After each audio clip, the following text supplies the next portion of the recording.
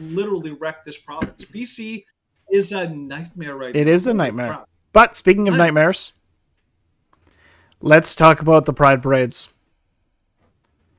Because those were nightmares. Yeah, this week it was bad. This week it was bad. So let's start off with, of course, the most obvious. Yeah. So, in New York, drag marchers spark outrage with "We're coming for your children" chant at NYC Pride Parade. Lovely. Yes. LGBTQ activists participating in New York City's annual drag march on Friday sparked outrage for chanting "We're here, we're queer, we're coming for your children" at a Manhattan Park. The marchers, many wearing flamboyant dresses and clothing, walked through Tompkins Square in the East Village Friday as part of the city's Pride celebrations. Video of the march shows people laughing and joining in with a cheeky chant, including one dancing topless woman. Yeah. Others can be heard chanting. Flamboyant would be like light, yeah. At least. So this is just some generalized images of the drag march, and then other pictures from that, and then I'll grab the video. I'm not going to show. I'm basically just going to hear. We're just going to have the audio for the video.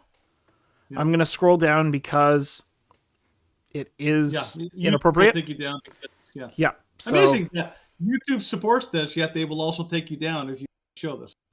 It's crazy. Okay. No. I'm just switching over to the commentary.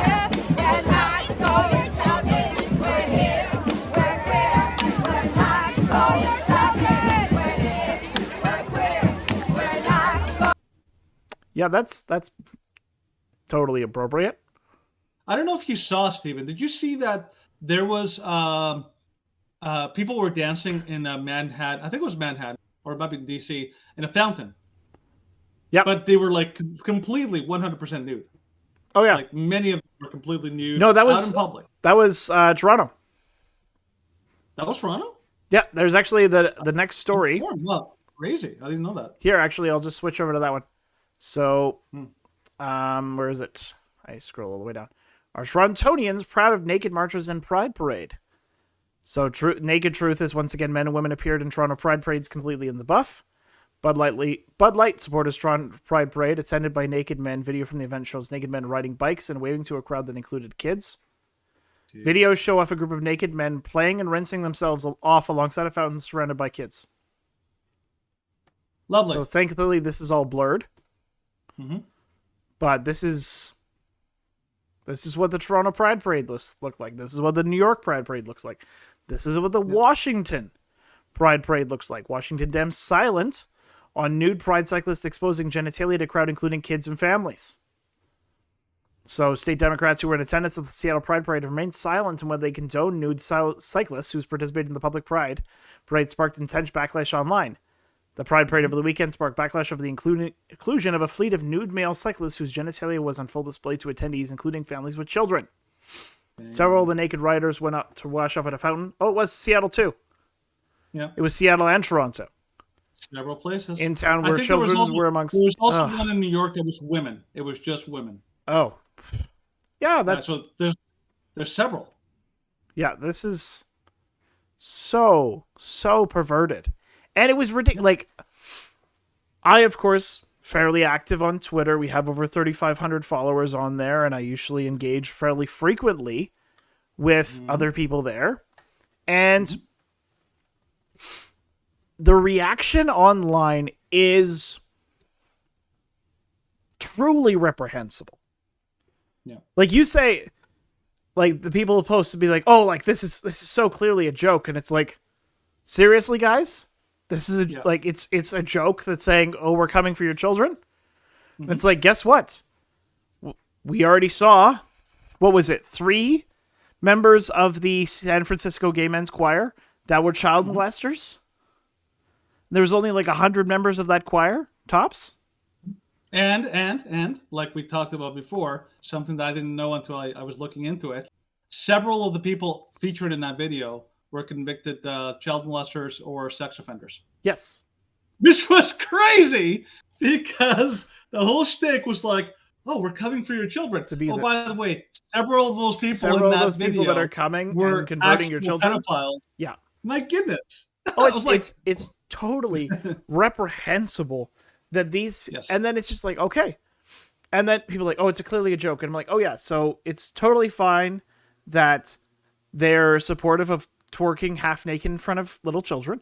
It's totally fine that they're promoting pornographic books in school. Like I was showing the books that are available in school, Mm-hmm. and so I linked to an Action for Canada page, which was very informative. I could link it actually in the description to this video. And Good. this Action for Canada, it goes through each book and it shows screenshots of inappropriate images from each book. And I was like, look, this is a screenshot. Mm-hmm. This screenshot has men performing very inappropriate, like it has them performing anal. Yep. In this children's book. And I'm like, yep. okay, why isn't that wrong? And he's like, well, it's showcasing love. And I'm like, you are a pervert. No, he's a cultist. Well, that too. No, this is the same thing that I said happened on that podcast with that lady from the Culture Path. This is what they do. I want people to understand this very simply. Here's how this works. They start with basically a begging the question fallacy. That is their starting point. That is their default. They can't move from it. Okay? Their starting point is my side is right, and I have to defend anything and everything that my side argues. So when it comes to when somebody in the conservative side says they're showing pornography in schools, they because they're starting with the basic premise that my side is the noble one, my side is the right, my side is the good, they have to defend it in whatever way they can. They cannot, they're basically not allowed to. Like, I will say this very specifically, they are not allowed, and they will never admit it, but they're all operating from the exact same MO. They have to defend it. They cannot, under any circumstances, ever admit that, okay, that's wrong, because then they're treated as heretics by their side. It's a cult. That's how Jehovah's Witnesses, that's how Seventh-day Adventists, that's how Scientologists, that's how they all operate. You cannot disagree with the teachings and the beliefs of the cult. So no matter how evil, how reprehensible, how outrageous, how obviously evil it is, you have to defend it at any cost, using any rhetoric, anything, and it doesn't matter. The goal is to defend it and never say sorry. And so this is why you have these conversations with people where you're just like, you're baffled. Like, how can you believe this and not, like, are you listening to yourself? Like, you really feel like you're talking to a crazy person. Did you see that? Okay, I don't know if you can pull it up. This has been making the rounds. It's that Senate hearing with the lady who's the new president of the Human Rights Campaign, and she was asked point blank by a senator, do you believe that there's any difference between men and women in sports? And her answer was so incredibly this was Ted silly. Cruz asking her. No. Kennedy, Senator Kennedy was asking her, and then he then went to Riley Gaines, and Riley Gaines had one of the most amazing. Oh, that happened too. That was amazing. That was directly related. So if you can pull that up, that would be amazing, because that would really show what we're talking about. Okay. So for those of you, again, the premise is, if you're part of the leftist cult, and this is why people call it a cult, it's not just a random name that we came up with, let's just find some random thing that we could accuse them of. Okay, this is an actual descriptive observation of how they operate. They operate like a cult. Okay, which means that they are not allowed to disagree with any teaching of the cult.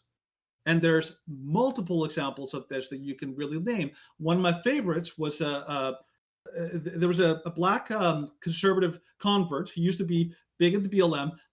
Did some research. Candace Owens was the girl that he was trying to debunk, and he found himself being red pilled, and he was like, "Holy crap, I was wrong this whole time." And he talked about how the cult mindset, he's not allowed to ask questions. He's not allowed to question the teachings. Oh yeah. Okay, so you found it? I'm fairly certain I found it. Okay, so just remember, the lady who's from the Human Rights Campaign. Remember, this is the biggest LGBT activist organization in the United States. This is and I the think in the leader world too. I think this is the person in charge of that. Listen to her argue, and she argues like a.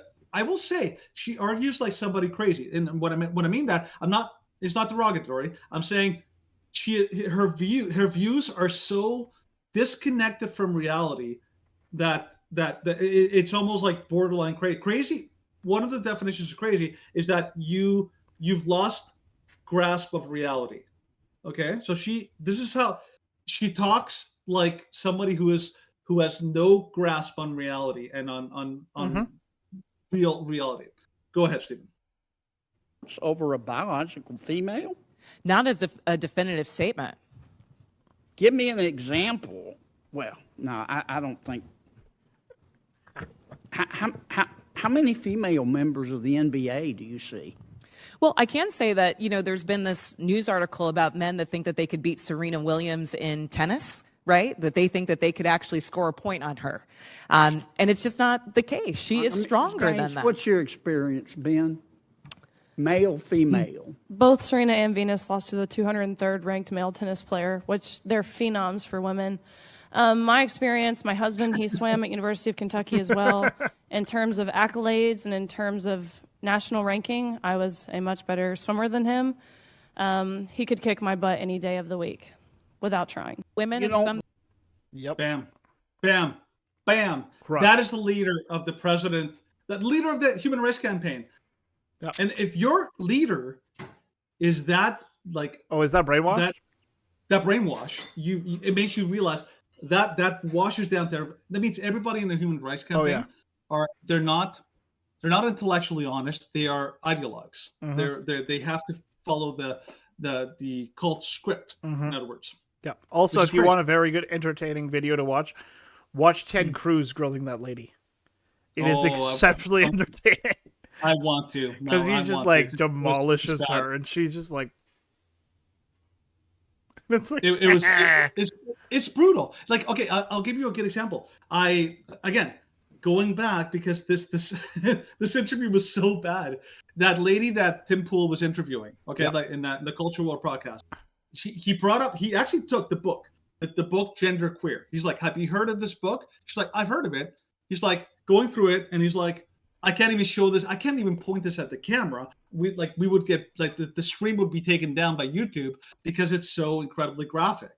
And then he was saying like, here, this book has depictions of like oral sex, of all sorts of like kink, and it's true. It's kink. It's not sexuality. It's kink. And immediately she started from her default that my side is showing this thing to kids, therefore my side is good, and therefore I have to defend it at any cost. So immediately she jumped into all sorts of like rhetorical tricks. She tried to say, did you know that sexual education helps prevent violence against kids? And then she's like, oh, but like that's not pornography. That's just sex education. And then she went through everything. And you're just watching her in real time. You're like you cannot be this dumb. You're like you cannot be. So you have to basically conclude that no, she's not ignorant. She's not dumb. She is intentionally defending something that is indefensible. And she kept going back to the attack of, oh, well, I'm against censorship. This is about censorship. You're pro censorship. That was her line of attack going through. This is why, like, when people say that these people are a cult, it's not that it's not an empty accusation like calling someone a Nazi. Like people on the left call us and people on the conservative right Nazis. Yeah, but fascists there's no all the time. truth to that. Well, actually, I'll actually go back. So another one of these arguments that I was having. So they were saying a comparison, going to we're here, we're queer, coming for your children. It's like, oh, this is a joke. It's like when Matt Walsh calls himself a theocratic fascist, and I'm like, okay, there's a clear difference. Is that Matt has nothing to do with fascism. Yes, he would love a theocracy. It'd be funny. It would actually probably be very good for society, but it's not going to happen. It's entirely a joke. Whereas, of course, when you talk about the left and what they're actually pushing for, it's like we talked about a Minnesota lawmaker pushing to destigmatize pedophilia. Yep. We talk about drag queens twerking in thongs in front of children. We talk about saying, exceptionally inappropriate books. It's like this is being pushed by whom? By the exact same people who are marching in that parade. So when they're saying, yes, we're coming for your children, they mean it. They just mean it in a different way that a lot of people take it. They think that, they're not really coming and they're not going to be like coming and taking people's children away. It's like, no, they're coming to pervert. They're coming to twist. They're coming to brainwash, and they're making your children susceptible to a social contagion. And that is the reason why Gen Z, 10% of Gen Z identifies as LGBTQ, which is 100% increase over my generation. And my generation is 100% increase over the generation before mine. This is a social contagion, and it is getting exponentially worse. Well, I mean, really, it's not hard because children are easily Manipulated. easily duped. Like you can, you've told me stories about like little fun little like not lies, but little stories you the tell games your that kid. I play with my kids. Yeah. Yeah, right. Yeah, it's not hard to convince a kid of something that's absurd because kids don't know any better. I can tell like a kid that Santa Claus is actually like also a vampire. Yes. He's like it's great that he brings you gifts, but also he gets a little bloodthirsty. So make sure you keep some garlic in your room because if he gets a little thirsty, he might come. Let's do a quick test. What is the ratio? What percentage of children believe in Santa? Oh, right now? Yes. I don't know, like kids under 10, I'm guessing, right? Am I guessing? Okay, let's just 5-year-olds, which is what they say. What they say is actually a very common age for starting social conditioning, for starting social transitioning. More than 80% of 5-year-olds are convinced that Santa exists. Yep. If you can convince 80% of 5-year-olds that a magic man flies across the world on Christmas Eve, delivering presents to every single child in the world, then you think you can convince them that they're another gender? You think you can convince them that they are something that they are not? This is the power of abusive parents. This is the power of teachers who are drunk on their own influence. Yeah. This is why, like, I went to a protest on Saturday. It was supported by YYC Muslims. I don't support Islam in every way, but I'm 100% behind them in this. Yeah. Teaching this to children is abhorrent. It's a mutual cause, and they have a little more. They're a little more insulated than Christians are. Christians are open. It's open season on Christians. Oh yeah. But Muslims have a little more insulation. It was actually interesting because like the last protest that we heard of, which was a few weeks ago, there was like maybe about 15 or 20 counter protesters. This one, there was about 75 counter protesters, and they were actually like, they were going at like their critique was very much how you and I would critique those who are pushing for Sharia. Okay. Because I'm like, okay, these Muslims, like, yeah, some of them might privately support Sharia, but they're not pushing for Sharia here. Whereas all of the LGBTQ, when they were pushing back against this protest, it was like, oh, you just want to bring your backwards values of the Middle East here. And I'm like, oh, some might call that Islamophobic. Yeah, or racist. And it was actually funny because one of the speakers for the Muslims was like, oh, you call us homophobic today, but you'll call us racist tomorrow because you guys don't make any sense. And I'm like, yeah. I think there's two things about